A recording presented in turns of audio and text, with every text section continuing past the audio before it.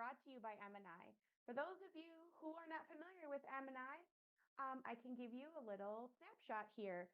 First of all, my name is Katie. Thank you so much for attending today. With us today is Dave Meyer with BizzyWeb. And let me just tell you a little bit about MNI before we jump into our lesson today.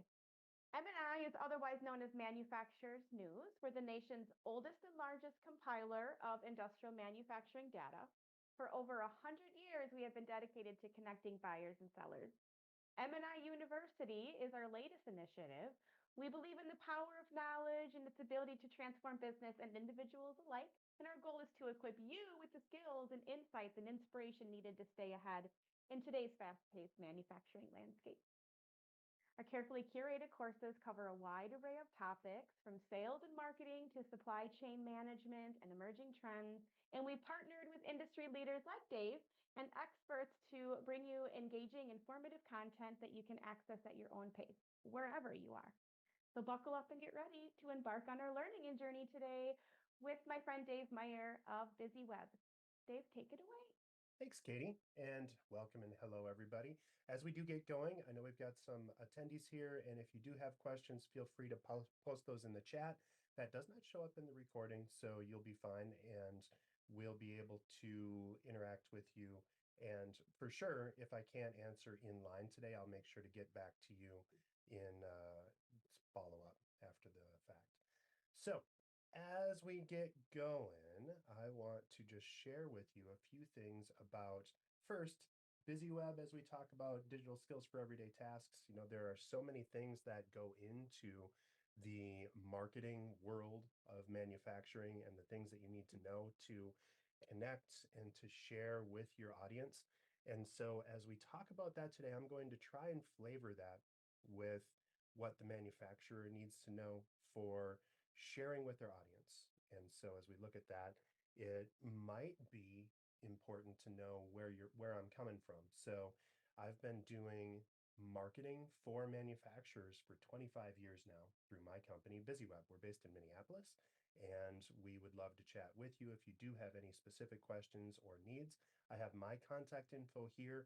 If you do have any specific challenges with Google Suite, I am a Google trainer as well as a Hubspot trainer, and I often travel the country helping folks learn how to use all of the tools that are available at their fingertips. This is getting even more important as we get into the AI era, to understand what things like Google Gemini can do, or ChatGPT. And we'll actually be previewing some of that in a subsequent training that we've got planned, because we've got a long partnership that's just kicking off with MNI and BizzyWeb. So I'm so delighted to be here as a partner with MNI. There's a lot going on in the world of remote work. We've been in this pandemic, or out of the pandemic now, for long enough that we all kind of get how to work remotely. But there's a lot of things that you can do to maximize your output, even if you're in your home or in a dedicated place. And one of the things that a lot of folks that we work with have some challenges with is just being consistent in their work life and in their time. So here's a few super easy tips to get the most out of your work day wherever you're working. And as we're starting to go back into the office, it helps to keep this dedicated space and time, and to think about how you can be maximally productive regardless of where you are. So, of course, one of the most important things from my view is to keep a routine. You should start at a regular time. You should please stop at a regular time, especially as we're working from home a lot. It's tempting to just one more email or one more report or one more Outlook, or you're browsing for manufacturer's news, and you just happen to notice that it's 2 hours later and your kids are hungry and staring at you on the desktop. So make sure that you set aside time and unplug on occasion, right? Having a dedicated work spot is hugely helpful.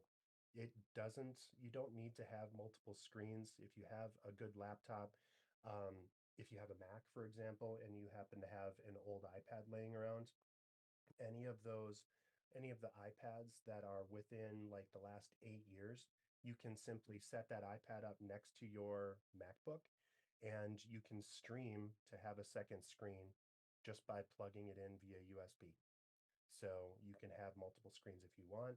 And I would absolutely encourage you to try to have as efficient of a workplace as possible for you, and multiple screens can be a huge part of that. Make sure you schedule time away, lunch breaks and things. You need to recharge and reset. If you're sitting on the couch and you have the TV going in the background and you're also browsing on your phone, it's really easy to get disjointed and to wind up wondering where your day went at the end of each day. So put aside your tools, create your to-do list. Remember that we're all in this together and we all have very disparate experiences at work. So if a kid happens to pop into the background, or if a dog is barking in the background, Katie and I were just talking about that beforehand, it's not a big deal. And that's just the way work is now. So we're going to have to deal with small interruptions. And I love seeing, people's pets or families pop in the background because it just gives you a window into who they are. And then remember, if you're not at work, right, if it's not work hours, even if you're in the same spot that you might normally be to work, give yourself some time to recharge. So that's just my little soapbox, and make sure that you're careful with that. Um, there's a lot of things that you can do inside of the free tools that are available inside of Google Workspace. Um, with any Gmail account, you get access to all of the tools that I'm going to be talking through and demoing for you today. There are paid versions, of course, where you can have at yourwebsite.com. Inside of there, BizzyWeb, my company, runs off of Google Workspace, and it's an incredible investment to get everything that you need. But the same goes for Microsoft 365 or any of the other tools that are available, because there's so much that's out there that you can use to connect, to generate content, and all of the things that go into business, that it can be super helpful to have all of that data and that information here. So we're going to talk through three things. We're going to talk about how to keep track of a to-do list, and we'll show you how to set up a to-do list in Google Sheets. We're going to show you how to collaborate in virtual documents. If you've never seen the way that Google Docs handles collaboration, you're about to have your mind blown, because you can watch each other edit documents live. So if you've ever struggled to work in version control because everybody's got a different Word doc that they're running and they're all uploading the same thing and somebody overwrites your work or vice versa, it's impossible to do that inside of Google Docs. So I'm going to show you how that works. And then sharing your progress. As we share our reports or our content or doing a presentation like I'm sharing right now, I'm actually using Google Slides currently in how to create that. And so I'm going to show you how to use those slides to show your work. So that's our agenda for today. We're going to go through first how to create a to-do list with Google Sheets, and then creating a meeting agenda with Google Docs. And we'll show you some of the collaboration tools inside of both of those. And then small tips and tricks on how to build a presentation with Google Slides.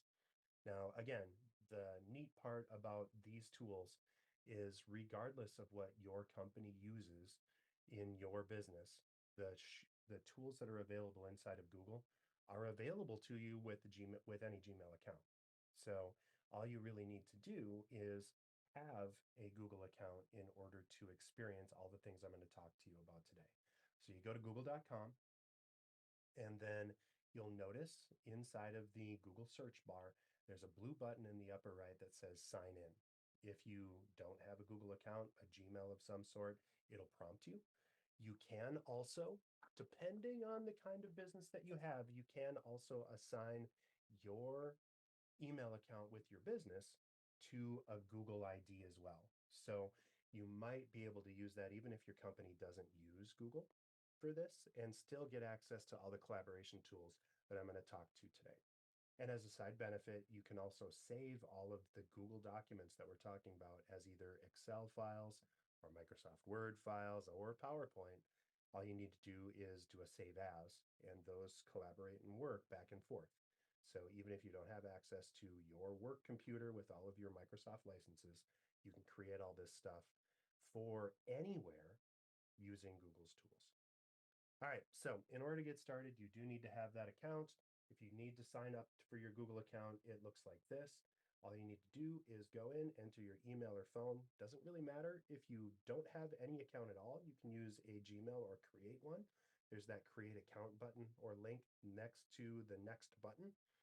If you already have one, you can simply sign in and then click the next button and you're off.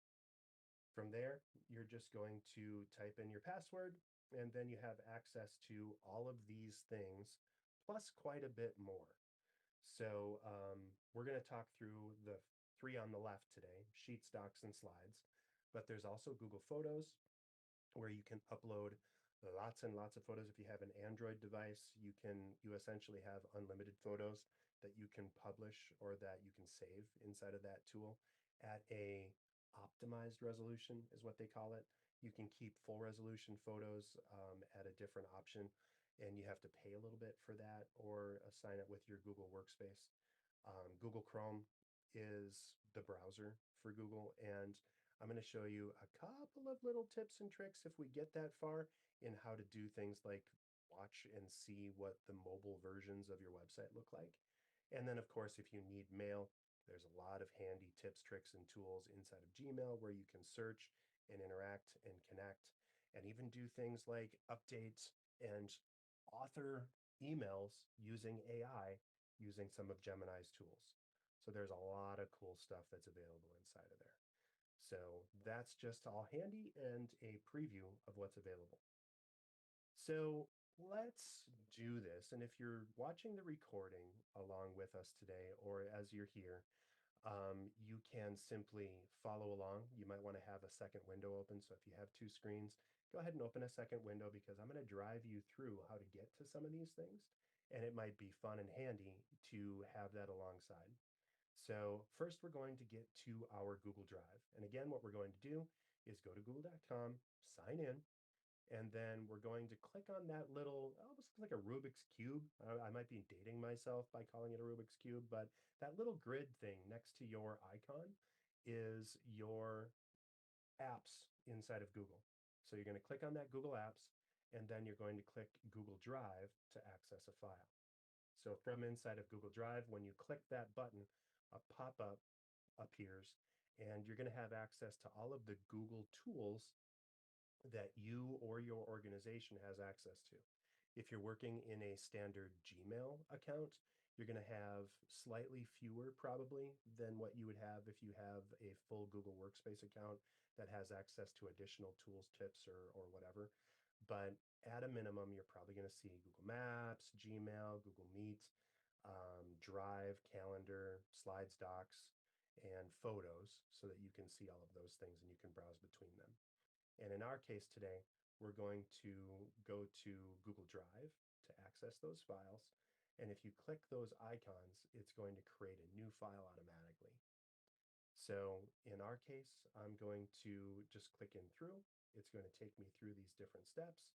And what we want to start with now is a to-do list with Google Sheets. I don't know about you, but all of us struggle at times with keeping up with all the things that we've got going on.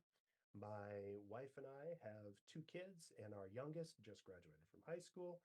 We had a shared Google Drive, Google Sheet, where we kept track of all the crap we needed to do for the party for the graduation. So that's a great way to keep track of everything that you need.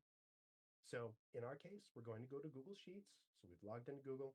We're going to Google Sheets. And once you get into Google Drive, you click New, and then you click on Google Sheets.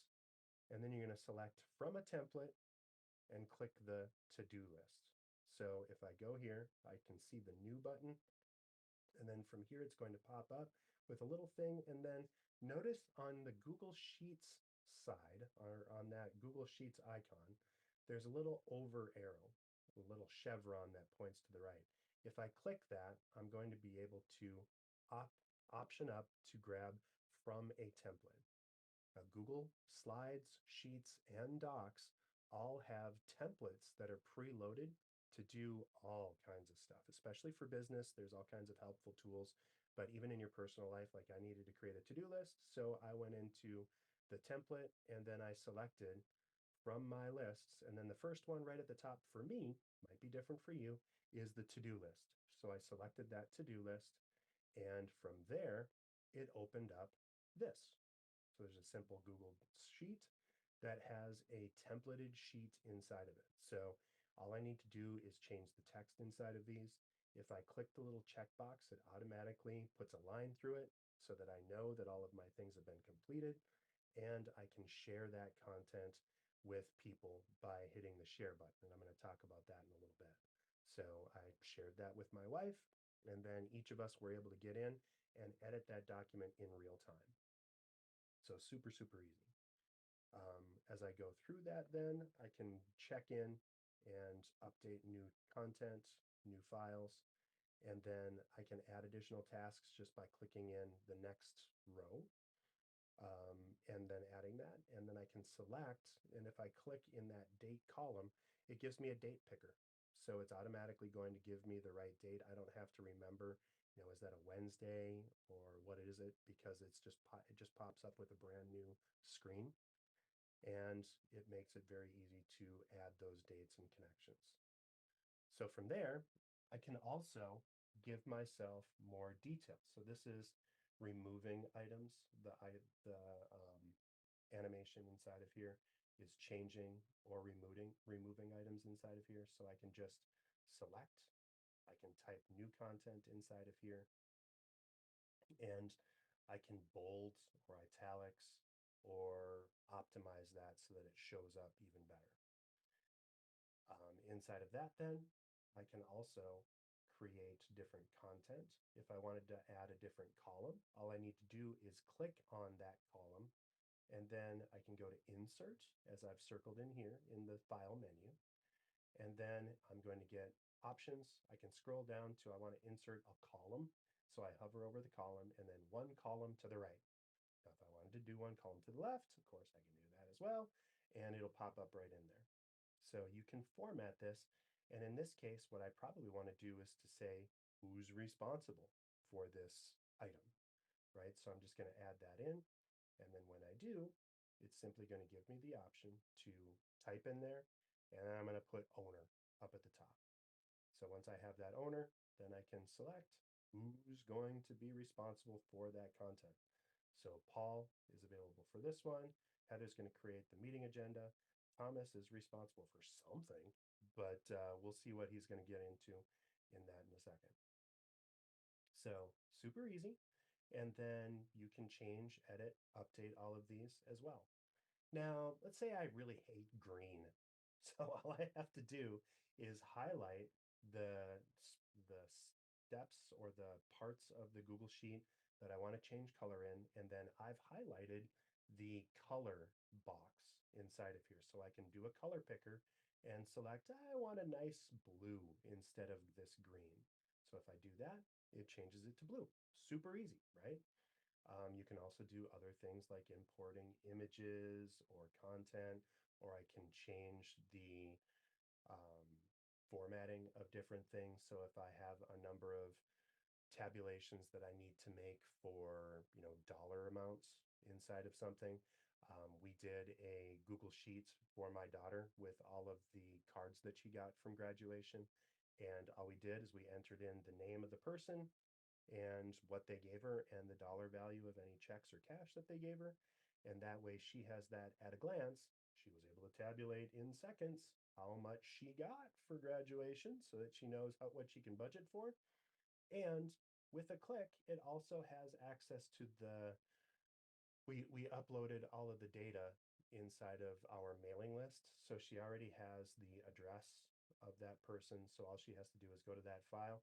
And then in this case, we did add the to-do boxes for her. And as soon as she's replied to those people, she just simply clicks the checkbox and she knows that she's handled that person and she's all organized. So she's responded, said, thank you very much, Grandma, for that gift card to whatever. And that's how she did all of that for herself. Super easy. So we've colorized. We can also change where we want to put these documents. So you might notice inside of here that, it's in my drive, but I want to save this somewhere very specific. So all I need to do is click on where I want to go. And so actually inside of here, I've highlighted, there's a little arrow underneath the circle in here, and it's a box with an arrow. If I click that, I can save that into a file. So maybe I create a folder for graduation details. And so all I need to do is click on that, click on the little folder, change where it needs to go. I can change the name of that file by clicking on the actual name of the file. Google will do its best job of trying to guess what the file name should be. But if you don't edit that file name, it makes it a little bit harder to find it at some point in the future. One of the other cool things about Google and all of these things is that they are fully search enabled. So if I forget to change the name, all I have to do is type some things about what that document is, and it'll pop up a list of things that might be that list. So if I'm saying graduation thank you list, I need to either Google that or ideally I named it correctly. And then it's in that file. I can change it wherever I want to. I can actually drag that into different folders or create new folders as needed.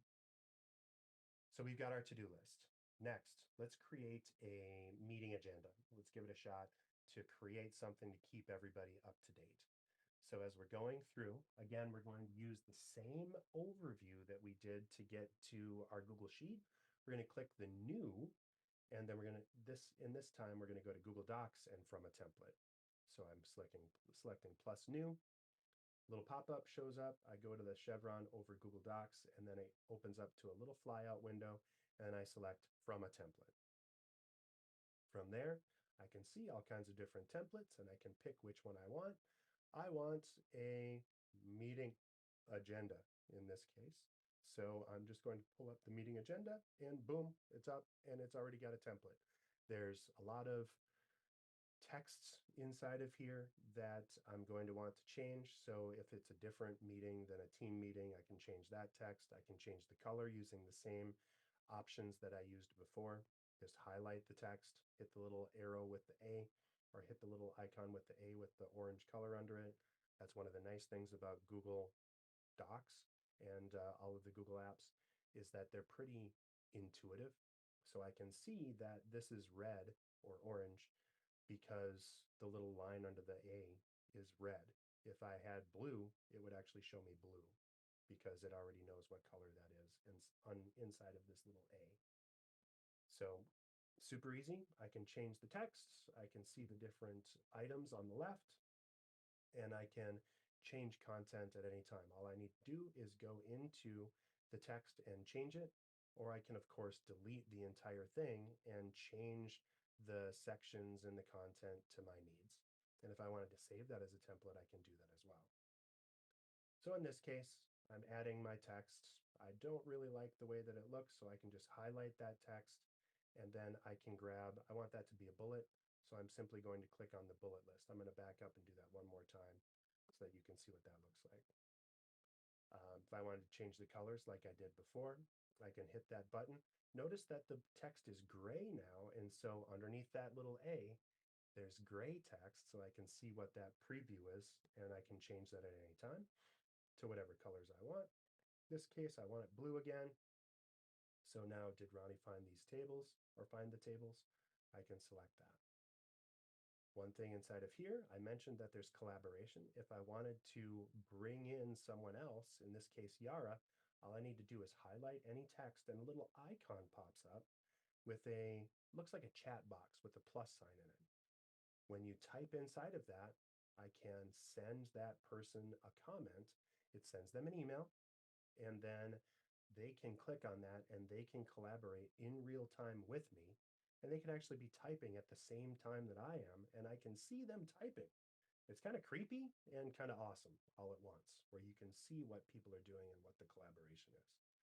So all I need to do is highlight text. And again, I'm going to go through this again so I can see. If I highlight it, then a little plus button pops up, and then it brings me right in. So in this case, I can also connect up and give people all kinds of other details on it. So if I wanted to make that comment, again, I simply type plus, and if I want to, or at, and then if I have the contact in my contacts, I can either do an email address or it'll pop up with a list to drop down. So lulucreashylearns@gmail.com. And if I click the little checkbox, it'll actually assign that to them. So it'll give them an email that says you've been assigned a task.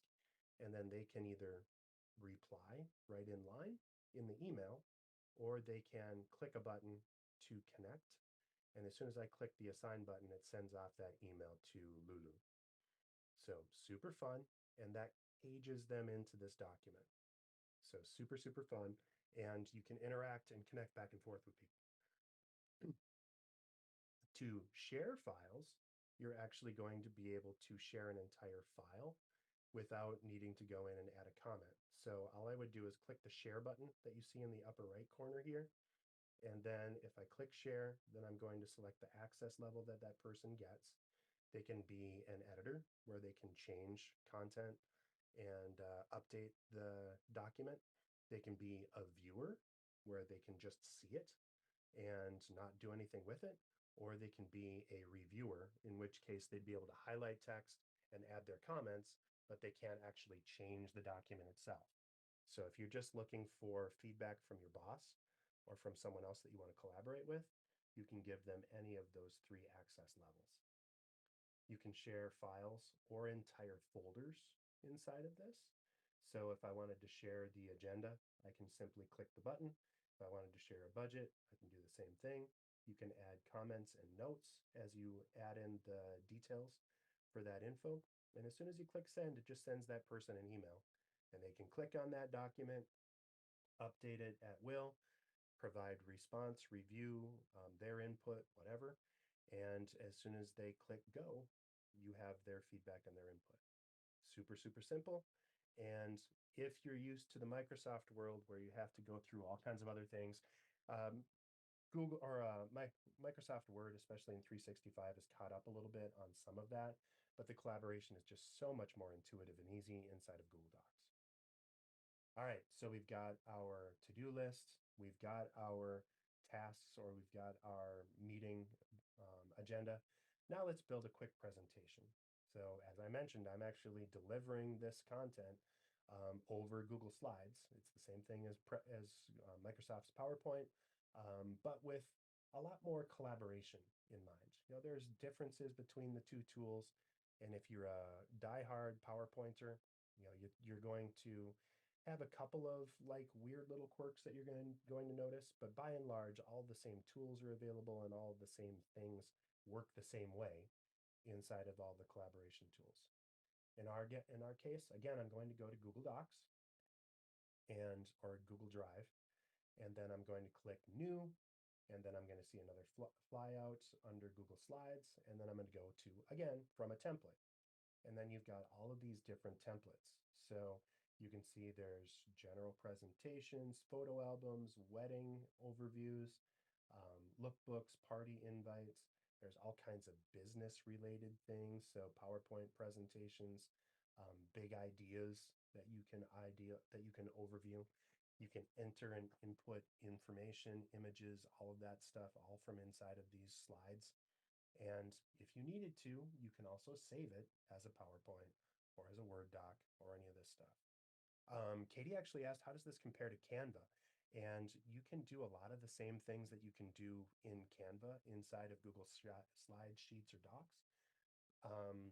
Canva is more geared towards design first, whereas I think Google's workspace tools are more geared towards productivity. So it's probably going to be inside of that. There is one other option, and Katie asked me about Google Forms. I don't actually have a lot of input or a lot of data on Google Forms, but we can look through those and you can create live surveys inside of Google Forms, for example, and there are templates available inside of that. So we can probably do one of those if we have a couple of minutes at the end of our talk today. Great question. All right, so I'm creating my new slide, and let's in this case go from, you know, your big idea, because I want to share a status update to my team on all the amazing work that I've been doing. So it's got a little preview, and I can just click go ahead, and then it pops up with this new doc. Notice that there's like 10 slides already built into this tool. So all I need to do is change my project name, change my date, change the information. I can change the background colors. I can do all of that inside of here. So new marketing campaign in this case. And then as soon as I create that marketing campaign, I can select different layouts for these different slides. And if I go into the slide or the format dropdown, it gives me different options to select. So if I create a new slide, if I just click the little plus button, then I can select from all of these different options that have been built into this template. You can create your own templates as well. So if you like one, you can actually save it as a template, and then it'll pop up, and then you can just change that text without destroying the contents of the last slide that you created. So if you always open up a new one and just try to change it based on the last presentation you did, unless you remember to save a copy, you might be overwriting your content. So that's a slight problem. There is a history inside of here, and you can actually see the history inside of the file menu and go back and then create a copy. But for most part, you're just going to want to work off of templates to save yourself the time and trouble of, accidentally overwriting things. So inside of here then, I've created my big number slide, and then it opens it up, and I can just enter in the content, insert, and then I can go to image if I wanted to. I can grab anything from Google Photos. I can search the web. One word about searching the web, you want to make sure that you have the right copyright information for your data. If you're just doing an internal only meeting, you don't really need to worry about copyright that much. But if you plan on presenting or sharing this presentation to the broader public or world, maybe over YouTube or an embedded video somewhere, you do want to be careful to only use content or images that you own the rights to avoid potential copyright claims. But I go to image, search the web in this case, and then it pops up with a little Google search box on the side. And then I want digital marketing, and then I pop it in and it gives me all these options. Figure out one that looks nice. It's like, oh, this little cartoony one looks nice. And so I click on it and it pops it right in. So I've got that inside of my tools, and then I can change or update and add text over the top of that as needed. Super, super simple. Let's also take a look and see, I want to start collaborating with people. So I can embed the presentation on a web page. To access that, you just go to the share icon and then type a colleague's email address and select what you want to share with them. So again, I clicked share, and then I'm going to invite Zuri this time. And then as soon as I'm done, I'm going to click done, and it's going to give them a link. Notice that I gave Zuri editor access. And so let me know what you think. In this case, she can actually change content. If I only wanted her to review it and to offer comments, I would make her a reviewer, not an editor. So she's a commenter in this case. Then I click send, and she gets an email with details and information. And then she's added as a commenter, and I can change her access level at any time by going into the share button and selecting it. If I just want to email Zuri a link because maybe she got a number of emails yesterday and she forgot it, and I want to resend her that link, I can look at the content and I select the copy link, and then I can paste that link and just send it to her in Google Chat or any of the other places that I'm collaborating. Super, super easy. So that's pretty high level for creating those three kinds of documents. Let's go through a couple of just overview resources on what we've talked about so far. And again, we've got a bunch of folks on the line, so if you do have questions, by all means, feel free to add that into the chat, and I'll talk about it in line. Or feel free to send me an email, and my contact information is going to be available as we get to the end here to connect up. We have another question. Does camera take over your video camera on your device? So if you're entering a video into a slide, you could actually do that and import a camera video. You might be best off saving that into Google Photos first in order to edit it, because if you don't, you're just going to be popping in either a photo or an image from your webcam. And if you don't edit it, unless you're really ready, it might be a little bit clunky at the beginning where you're getting ready for your video to get set up. So remember, when I created my Google Sheets for my to-do list, all I need to do is go into my Google Drive, create a Google to-do sheet from a template, and then add tasks, dates, owners to my sheet, and add formatting as necessary to make it that nice blue background, to input images, to do content. You can actually import images if you wanted to inside of here for people to review.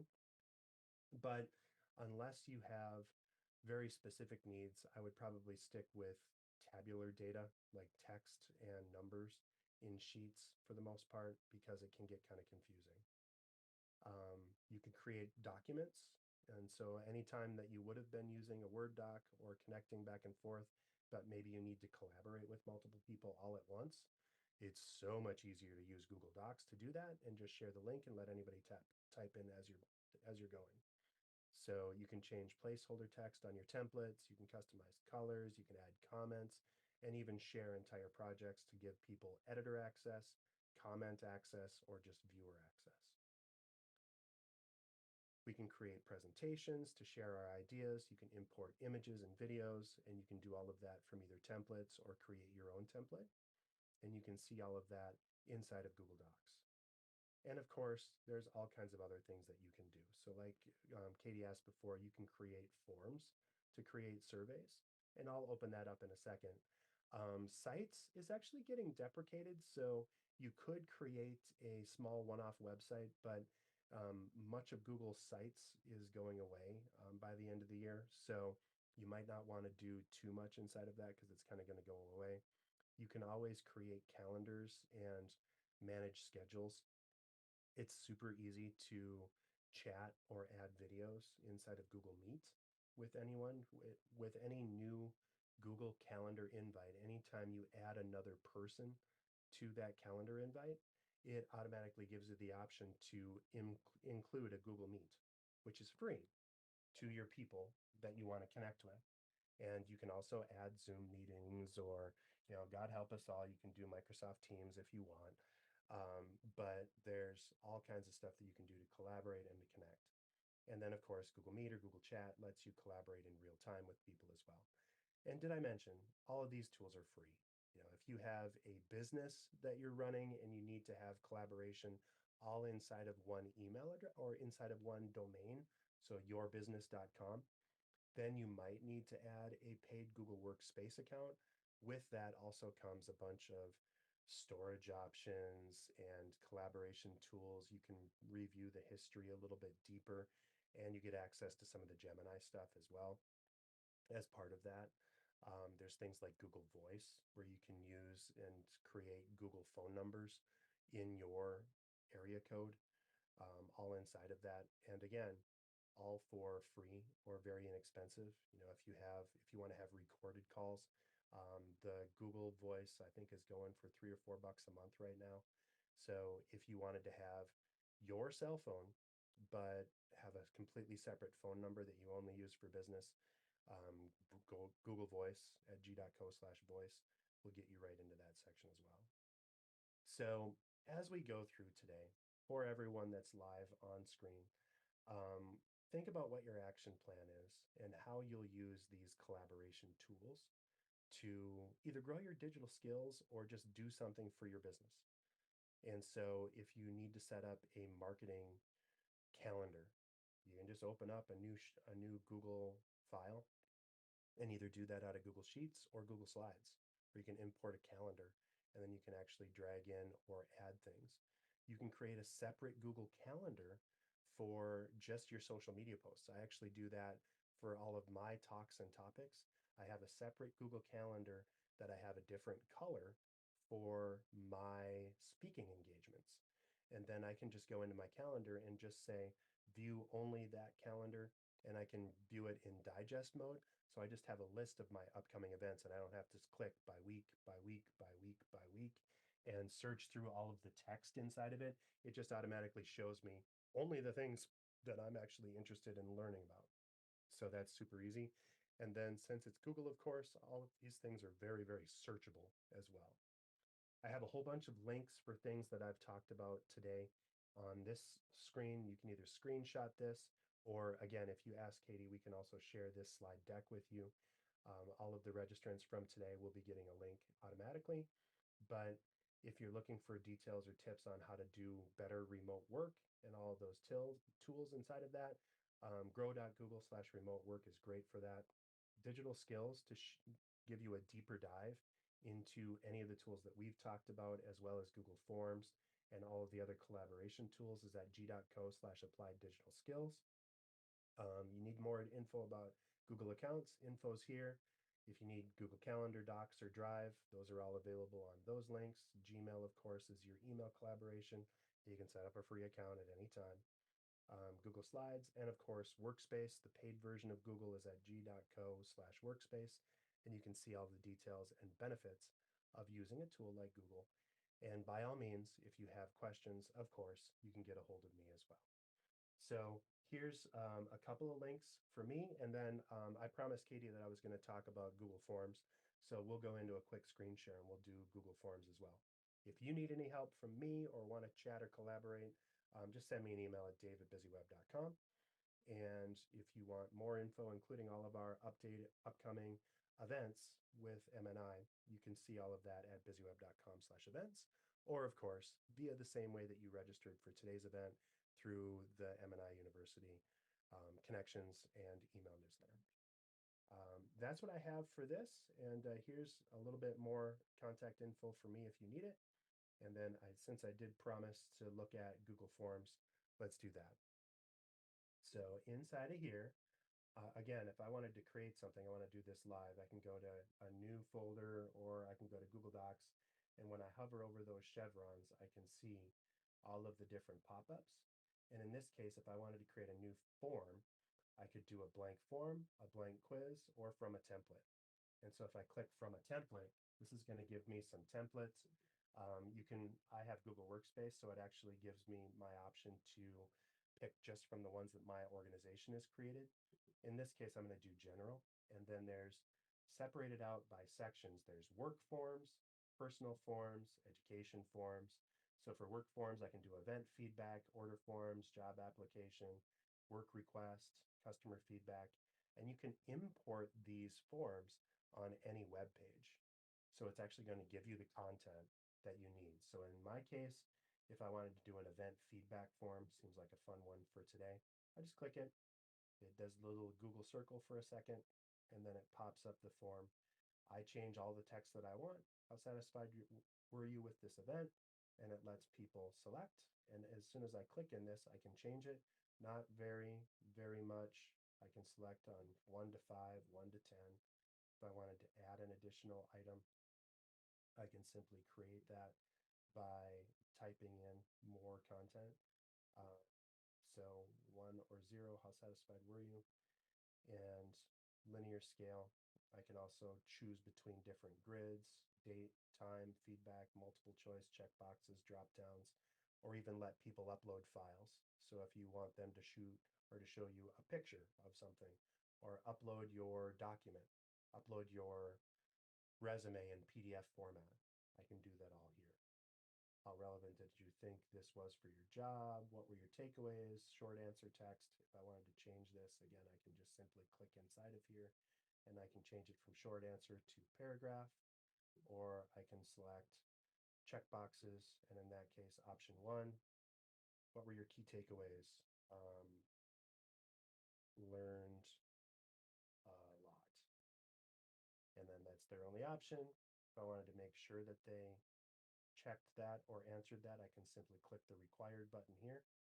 And then if I wanted to add a new one just like that, I simply add the duplicate, and it duplicates that whole thing, and then I can just check it or change it. I also have response validation. So if I wanted to make sure that they responded or that they did that, I can actually either set that up to validate the responses. If I ask them for a phone number and they enter in words, it'll give them an error. I can shuffle the option order for better Because sometimes forms can have leading questions. If I wanted to edit that out, it will actually shuffle the order of the questions so that I'm not biasing people by the order I'm asking.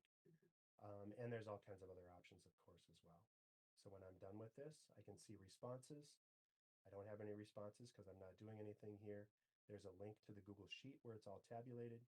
And then there's also settings. Inside of settings, I can also do make this a quiz where people can answer it at multiple times.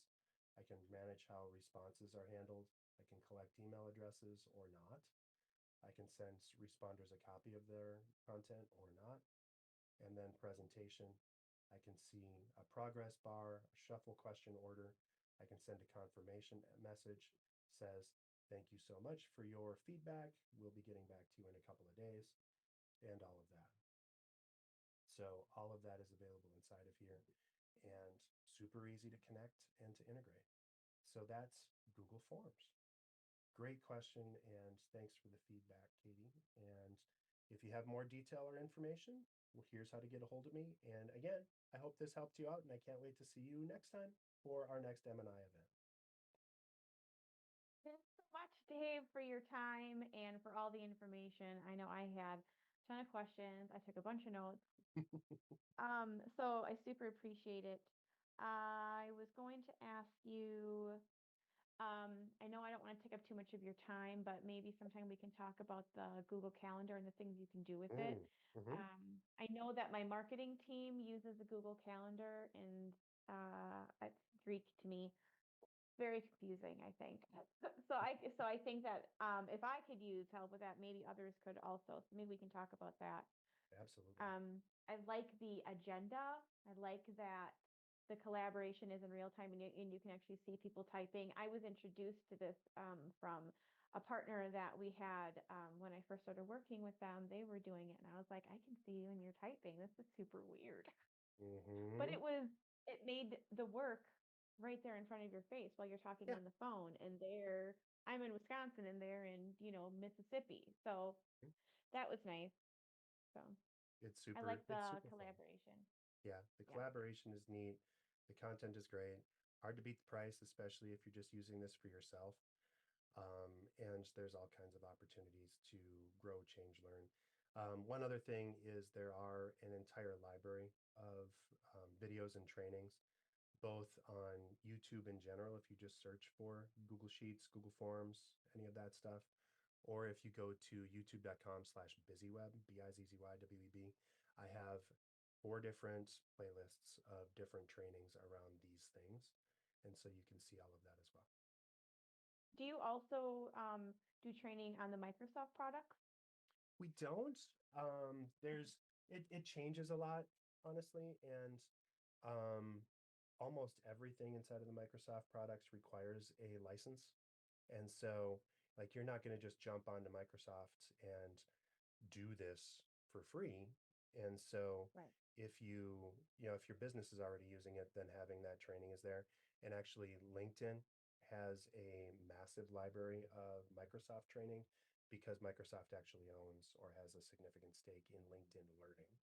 So you can review Oh, all of I that didn't as know well. that. Yeah, cool. Interesting. Yeah, Well, thanks again so much for your time and your knowledge, and we truly appreciate it. Everybody will get a copy of this recording when we're done today. Done now, I guess. And then for anybody who registered and anybody who attended, you'll get a copy of the recording. And the recording will be listed on university.mni.net. So thanks so perfect. much for your time today, everybody. Have a great week. Bye, Dave. Take care. Bye, guys.